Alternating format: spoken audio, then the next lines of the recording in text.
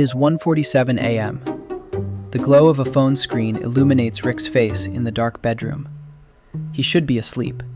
He has to wake up in 5 hours. Instead, he's on an e-commerce app. He doesn't need anything. His closet is full. His apartment is full. But his thumb is moving anyway, scrolling, adding to cart. A weighted blanket he'll use for 3 nights. A book about minimalism. The irony is invisible to him. A portable Bluetooth speaker with a clip, because apparently the 3 speakers he already owns are not enough. The total? $184.67. He pauses. The guilt flickers. Then he sees the offer. Buy now, pay later. 4 interest-free payments of $46.17. His thumb taps. Confirm. 3 days later, the packages arrive. He opens them without excitement. The blanket goes in the closet. The book stays unread. The speaker sits next to the other 3. Rick looks around his apartment and feels nothing. Maybe even worse than before. This is doom spending. And right now, in 2026, 1 in 5 Americans is doing it. Buying things they don't need with money they don't have to feel better about a world that feels like it's on fire. It doesn't work. It never works. But Rick doesn't know that yet, because tonight the cycle resets, and he will do it all over again. Let's rewind. Not Rick's day, his brain. You see, doom spending isn't about shopping. It's not about stuff. It's about control, or the lack of it. Here's the psychological trap, and I want you to pay close attention because this is the engine that steals your money. The world feels unstable. Inflation is still squeezing. The news is a fire hose of disaster. Your job feels like it could evaporate any quarter. You look at your bank account and think, what's the point of saving if the future is this uncertain? This feeling, financial fatalism, is the most dangerous thought pattern in personal finance. Because when you believe the future is already doomed, your brain does something counterintuitive. It spends. It seeks immediate pleasure because the long term looks too scary to plan for. It's the same logic that makes someone eat an entire cake because they failed their diet at breakfast. Psychologists call this the what the hell effect. In finance, we call it doom spending. Here's what it looks like in Rick's brain. Step 1. Rick sees a news headline. Inflation ticked up. Layoffs in tech. Rent increases projected for next year. His anxiety spikes. Step 2. His brain searches for relief. It craves dopamine. Shopping releases dopamine. It's a fact. The brain's reward center lights up when you buy something new, even if you don't need it. Step 3. Rick buys. The package arrives. He gets a 30-second dopamine hit. Step 4. The credit card bill comes. The anxiety returns, stronger than before, because now he has less money. So he buys something else to feel better. This is the doom loop. Anxiety leads to spending. Spending creates more anxiety. More anxiety leads to more spending. It is a self-licking ice cream cone of financial destruction. And here's the part that makes it insidious. The system is designed to keep you in this loop. Buy now, pay later apps remove the pain of payment. One-click checkout removes the friction of deciding. Targeted ads know exactly when your anxiety is peaking and offer you exactly what you need. Recommendation algorithms are trained on billions of purchase patterns to find the exact product that will break your resistance. You are not losing a battle of willpower against a shopping app. You are a single soldier fighting an army of PhD psychologists, UX designers, and machine learning models whose entire job is to separate you from your money. The game is rigged, but here is the cold, brutal math that changes everything. Let's track what Rick spends on doom spending. Not the groceries, not the rent, not the bills, just the I'm anxious and this will make me feel better purchases. The weighted blanket, $62, never used. The Bluetooth speaker, $45, never left the box. The impulsively bought coffee table book about Japan, $38, flipped through once.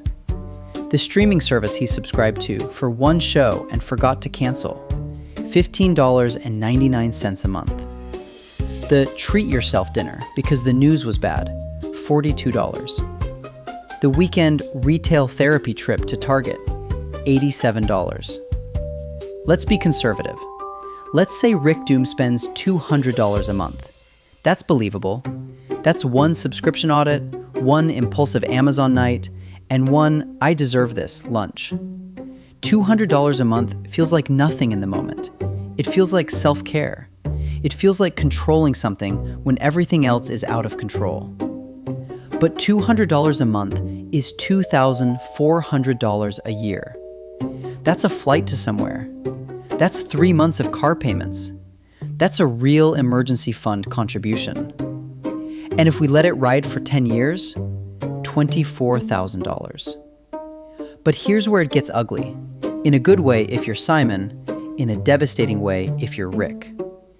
$200 a month invested in the S&P 500 at an average 10% annual return over 20 years is not $48,000. It is not even close. Let's do the real math. Year 1, you invest $2,400. With 10% growth, you have about $2,640. Doesn't seem like much. That's the trap of compound interest. It's boring for the first 5 years. Year 5, you've invested $12,000 total, but with compounding, you're at roughly $15,500. Not life-changing yet, but it's starting to breathe. Year 10, you've invested $24,000. Compounding has pushed it to $41,000. See what's happening? The market is working for you now. Year 15, you've invested $36,000. The account is at $79,000. The market is now contributing more than you are. Year 20, you've invested $48,000 total, but your account is worth $151,000. Let me say that again, $151,000. From $200 a month of anxiety spending you won't even remember. Rick got a weighted blanket he never used and a stack of shipping boxes for the recycling bin. Simon got $151,000. But we're not done, because Rick isn't spending $200 a month. Many people doom spend much more. Let's look at $400 a month, a number that is incredibly common for the "I have a good salary but nothing to show for it" crowd. $400 a month for 20 years at 10% is not $96,000. It is $305,000. $305,000. Gone. Into the pockets of Amazon, DoorDash, and a dozen subscription services you can't name without checking your bank statement. That's not a spending problem. That's a retirement account you lit on fire to stay warm for 5 minutes. Now, let's look at the next cubicle. Simon. Simon lives in the same economy. He sees the same terrifying headlines. He has the same anxiety about inflation and layoffs and the future. Simon's brain produces the same cortisol spikes.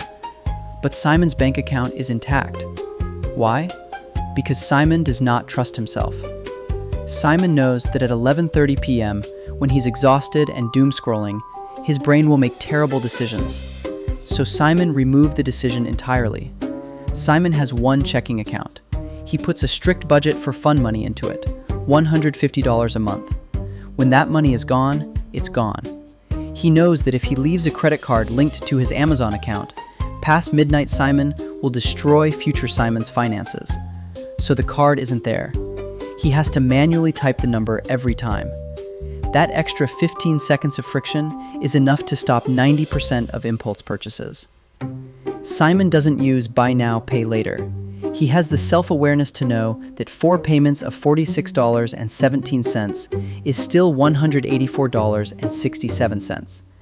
Breaking it into smaller numbers doesn't change the total. It just tricks your monkey brain into spending money you don't have. But here's the real system. Simon's anxiety money, the money he would have doom-spent, doesn't sit in his checking account where he can touch it. On payday, an automatic transfer moves it into a separate brokerage account. He never sees it. He never misses it. He set this up once when he was calm and rational on a Sunday morning, not at 1:47 a.m. when his prefrontal cortex was offline. That $200 a month, gone from his checking account before he can spend it on things that won't make him happy. And then he does the most important thing. He invests it. Not in meme stocks, not in crypto, not in options trading. Just boring, broad market index funds. The S&P 500, total market, low expense ratios, set and forget. Simon doesn't pick stocks. Simon doesn't time the market. Simon lets the system run while he sleeps, works, and lives his life. Because while Rick is fighting the army of PhDs at 2 a.m., Simon is not even on the battlefield. He automated himself out of the war. Here is the harsh truth that nobody on Instagram will tell you. The goal of personal finance is not to become a disciplined, willpower-fueled saving machine. The goal is to admit that you are a fallible, tired, anxious human being and design your life around that reality. You cannot outsmart a tired brain at 2 a.m. You cannot just say no when the entire consumer economy is optimized to make you say yes. The only winning move is to not be on the battlefield. Remove the saved cards. Cancel the buy now, pay later accounts. Set up automatic transfers that happen before you wake up. Create enough friction that your future exhausted self cannot sabotage your future wealthy self. Because right now, you are paying the anxiety tax every month. And the return on that investment is cardboard boxes and buyer's remorse. The question is not whether you can afford to stop. The question is whether you can afford to keep going. $200 a month for 20 years is $305,000. That's not a shopping habit. That's a house. That's a year off work to figure out what you actually want. That's the difference between retiring at 65 and retiring at 55. Or you can keep the weighted blanket. Your call. Check your bank account right now. Look for the last 3 impulse purchases you don't remember being excited about. Add them up. Multiply by 4. That's your monthly anxiety tax. Set up one automatic transfer tonight. Just one. Even if it's $50. The system matters more than the number. And if you want to break the loop, unfollow the accounts that make you feel poor. Unsubscribe from the retail emails. Remove the one-click payment from your phone. Give your exhausted future self a fighting chance. The economy will still be scary tomorrow. Layoffs will still happen. The news will still be bad. But your bank account doesn't have to be another casualty. This is Rick, the rat. Stop fighting your brain. Start building the system. See you in the next one.